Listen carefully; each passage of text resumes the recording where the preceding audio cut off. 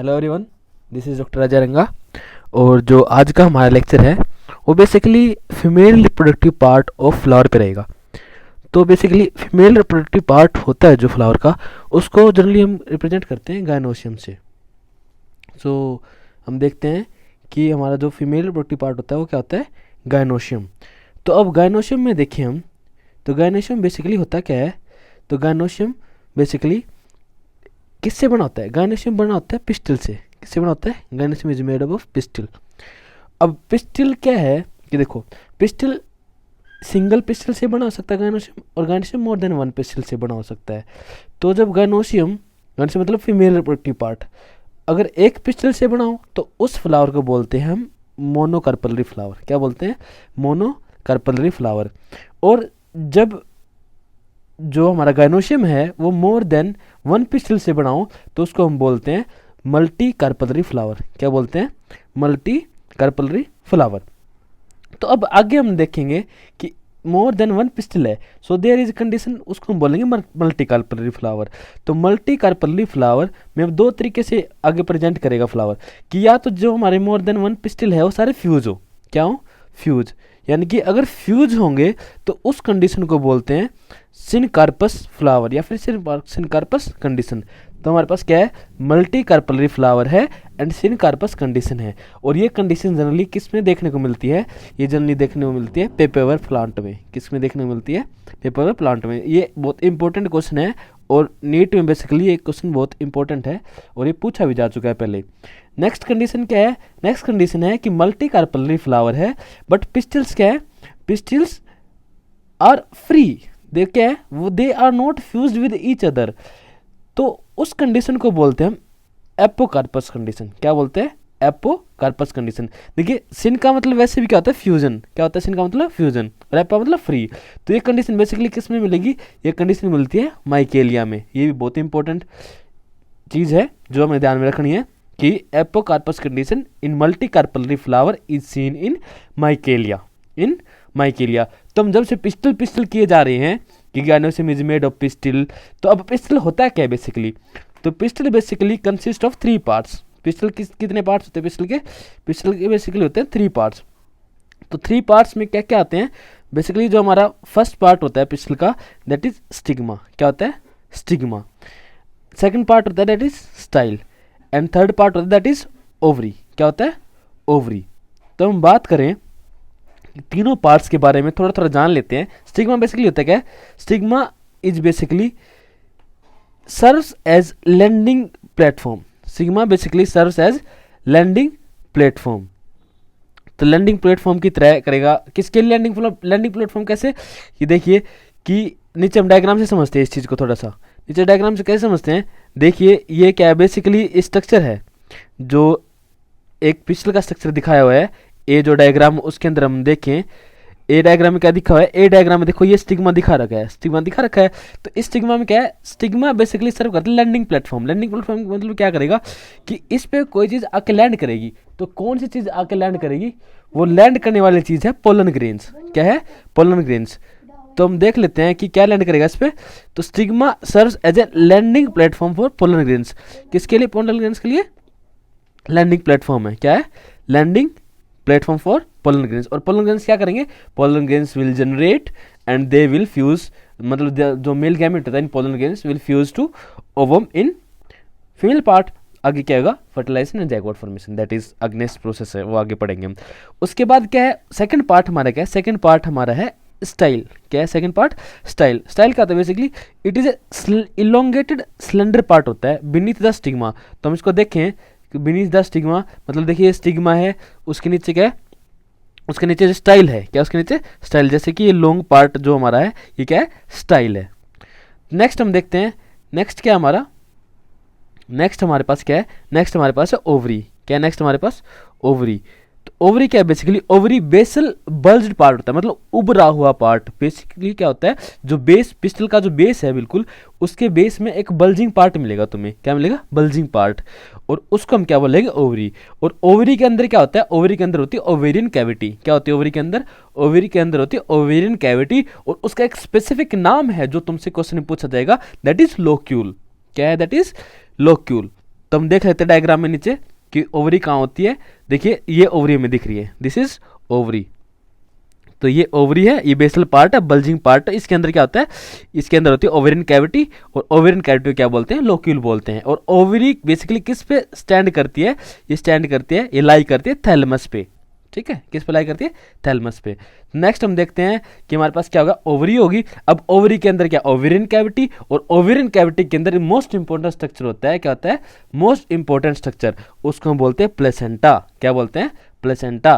Placenta is located inside in ovarian cavity. ठीक है, अब क्या होता है, जो प्लेसेंटा होता है, प्लेसेंटा में कुछ स्ट्रक्चर्स अराइज होते हैं प्लेसेंटा से, उन स्ट्रक्चर्स को हम बोलते हैं ओव्यूल। क्या बोलते हैं, ओव्यूल। और उनको हम, ये स्ट्रक्चर हमारे लिए बहुत इंपॉर्टेंट रोल प्ले करेगा, क्योंकि इसी स्ट्रक्चर का रोल है इस पूरे चैप्टर में जो हमें समझना है।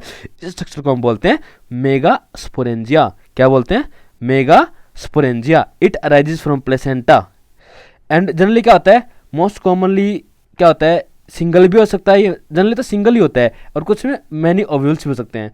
तो हम देखते हैं कि सिंगल ओव्यूल किस किस में मिलता है। Single ovule in A ovary is found in wheat, paddy and mango.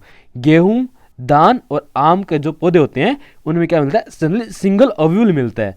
And many ovules in an ovary is found in papaya, watermelon and orchids. Papaya, watermelon and orchids. ठीक है, तो ये important, ये एग्जाम्पल बहुत important है, इनको हमें ध्यान में रखना है। एग्जाम पॉइंट ऑफ व्यू से ये एग्जाम में पूछे जा सकते हैं। नेक्स्ट हम देखने वाले हैं, क्या देखने वाले, नेक्स्ट हम देखिए एक बार इस डायग्राम को थोड़ा सा जनरली समझ लेते हैं कि इस डायग्राम में इंपॉर्टेंट है क्या चीज़, ये डायग्राम डाला क्यों गया है इसमें वीडियो में, तो हम देख लेते हैं। इसमें क्या आता है, बेसिकली मैंने जैसे आपको बताया कि मल्टी कार्पल कंडीशन होती है। मल्टी कार्पल कंडीशन में अगर पिस्टल्स फ्यूज्ड हो तो सिनकार्पस, और पिस्टल्स अगर फ्री हैं तो एपोकार्पस कंडीशन। तो अभी देख लेते हैं, एग्जाम्पल के द्वारा दिखाया गया है कैसे एपोकार्पस होते हैं, कैसे सिनकार्पस होता है। तो देखिए बी डायग्राम देखिए, हम बी डायग्राम देखिए, ये देखिए इसमें जितने भी पिस्टल्स हैं ना, जिनके सबके स्टिग्मा फ्यूज्ड हैं, देखिए सबके स्टिग्मा फ्यूज्ड हैं, स्टाइल भी कॉमन है, तो इसको बोलते हैं सिनकार्पस ओवरी। क्या बोलते हैं इसको हम, सिनकार्पस ओवरी। और ये जनरली किससे मिलती है, पेपेवर में। ये इंपॉर्टेंट चीज है यहाँ पे। नेक्स्ट डायग्राम देखेंगे मल्टी कार्पलरी एपोकार्पस का, यानी कि फ्री पिस्टिल्स, यानी कि देखिए सबके कार्पल्स फ्री हैं ऊपर से, बेशक से सिंगल स्टाइल हो बट सबके स्टिग्मा फ्री हैं ऊपर से। ठीक है, this is important and this is seen in Michelia, this is seen in Michelia. ठीक है, सो मतलब क्या होता है, मल्टी कार्पलरी एपोकार्पस में क्या होता है, जो गाइनोशियम होता है वो क्या होता है, सेपरेट होते हैं, वो उनमें जो पिस्टल्स होते हैं वो क्या होते हैं, सेपरेट होते हैं, फ्री होते हैं एक दूसरे से। तो नेक्स्ट डायग्राम है, नेक्स्ट डायग्राम बहुत इंपॉर्टेंट डायग्राम है, इसकी लेबलिंग भी पूछी जा सकती है एग्जाम में, और जनरल ओव्यूल का डायग्राम भी पूछा जा सकता है। अगर क्वेश्चन ऐसे भी आ सकता है, अगर बोर्ड्स की बात करें तो what give a diagrammatic view of A typical anatropous ovule, जो जनरली पाया जाता है प्लांट्स में, यानी कि टिपिकली एनाट्रोपस ओव्यूल। तो एक ओव्यूल के बारे में स्ट्रक्चर समझ लेते हैं। तो ओव्यूल के स्ट्रक्चर्स क्या क्या होते हैं, बेसिकली ओव्यूल क्या होता है, एक स्मॉल स्ट्रक्चर होता है जो अटैच होता है प्लेसेंटा से with the help of stock, with the help of stock. Stock का मतलब डंडी, उस डंडी को बोलते हैं फ्यूनिकल। क्या बोलते हैं, फ्यूनिकल। ये इंपॉर्टेंट, जितनी भी लाइन जो यहाँ पे लिखी गई हैं these are important from NEET as well as board point of view. तो आपको ध्यान से देखना है कि जो ये ओव्यूल होता है, ये प्लेसेंटा से क्या होता है, अटैच होता है with the help of stock. तो स्टाक क्या बोलते हैं, फ्यूनिकल। तो देखिए यहाँ पे फ्यूनिकल दिखाई गई है, तो this is funicle, this is funicle. ठीक है, तो नेक्स्ट देखेंगे हम, तो इस रीजन को क्या बोलेंगे हम, जैसे फ्यूनिकल है, ये डंडी है, ये अटैच है किससे, ओव्यूल से। तो फ्यूनिकल यानी कि body of ovule and funicle के साथ जो अटैचमेंट है, रीजन और जंक्शन है, उसको हम बोलते हैं, क्या बोलते हैं, हाइलम। क्या बोलते हैं, हाइलम। ये इंपॉर्टेंट है, क्या बोलते हैं उसको, हाइलम। तो इसको देख सकते हैं कि रीजन ऑफ अटैचमेंट, क्या बोलते हैं, रीजन ऑफ अटैचमेंट और junction between the body of ovule, between the body of ovule and funicle with funicle is called as hilum. ठीक है, नेक्स्ट देखेंगे हम इंटेगमेंट्स। क्या देखेंगे, इंटेगमेंट्स। इंटेगमेंट्स बेसिकली क्या होते हैं, देखिए इंटेगमेंट देखेंगे, दो इंटेगमेंट होते हैं, inner integument and outer integument. Generally basically होते क्या है, these are basically protective envelopes. क्या होते हैं बेसिकली, ये होते हैं प्रोटेक्टिव एनवेलप्स होते हैं। क्या होते हैं, प्रोटेक्टिव एनवेलप्स ऑफ ओव्यूल्स, यानी कि प्रोटेक्शन में हेल्प करते हैं। और जनरली क्या होता है, देखिए ये न्यूसेलस दिख रहा है ना आपको, क्या दिख रहा है, न्यूसेलस एम्ब्रियो सैक होता है, उसके बाद न्यूसेलस होता है ओव्यूल के अंदर। तो ये न्यूसेलस को कवर करते हैं, क्या करते हैं, कवर करते हैं। एक ध्यान देने वाली चीज़ क्या है कि न्यूसेलस एक जगह से अनकवर रह जाता है इंटेगमेंट से। देखिए यहाँ से ये कवर है पूरा, इधर से कवर है, बट यहाँ से कवर नहीं है। तो इस पॉइंट को, इस ओपनिंग को क्या बोलेंगे हम? इस ओपनिंग को बोलेंगे हम माइक्रोपाइलर एंड। क्या बोलेंगे? माइक्रोपाइलर एंड या फिर micropyle. Except at the tip that small opening is called as micropyle. That small opening is called as micropyle. ठीक है, तो हम नेक्स्ट देखेंगे। अब नेक्स्ट क्या देखना हमने? नेक्स्ट हमने देखना है कि माइक्रोपाइल दिख गया हमें, ठीक है, दिस इज माइक्रोपाइल। ये माइक्रोपाइल दिख गया हमें, दिस इज माइक्रोपाइल। तो माइक्रोपाइल के अपोजिट में बिल्कुल बेसल पार्ट होता है, जो ये बेसल पार्ट है, ये बेसल पार्ट है। तो इस बेसल पार्ट में को हम बोलते हैं चलेजल पोल। क्या बोलते हैं? चलेजल पोल। यानी कि क्या होता है? Opposite to micropylar end is chalaza, that is basal part of ovule. And next nucellus क्या होता है? Nucellus basically mass of cells होता है जो ऑर्गेनाइज होता है विद इन इंटेगमेंट्स। एंड इस सेल्स होती है जो न्यूसेलस की, उनमें क्या होता है? अबंडेंट रिजर्व फूड मटेरियल होता है। क्या होता है? अबंडेंट रिजर्व फूड मटेरियल होता है। देखिए यहाँ पे लिखा हुआ है, क्या होता है? अबंडेंट रिजर्व फूड मटेरियल होता है। ठीक है, तो हम नेक्स्ट देखेंगे।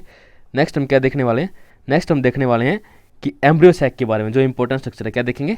एम्ब्रियो सैक के बारे में देखेंगे। तो जो बेसिकली एम्ब्रियो सैक होता है, एम्ब्रियो सैक बेसिकली क्या होता है? कहाँ से लोकेट करेंगे? इसको लोकेट करते हैं पहले। एम्ब्रियो सैक जनरली क्या होता है? देखिए ये न्यूसेलस है। क्या है ये? न्यूसेलस। तो न्यूसेलस के अंदर देखो ये स्ट्रक्चर दिख रहा है तुम्हें, ये स्ट्रक्चर दिख रहा है ना, that is this is embryo sac. तो it is located in nucellus and generally single in an ovule. Generally क्या होता है? सिंगल होता है एक एम्ब्रियो सैक। और ये बनता कहाँ से? It is found from megaspore. क्या होता है?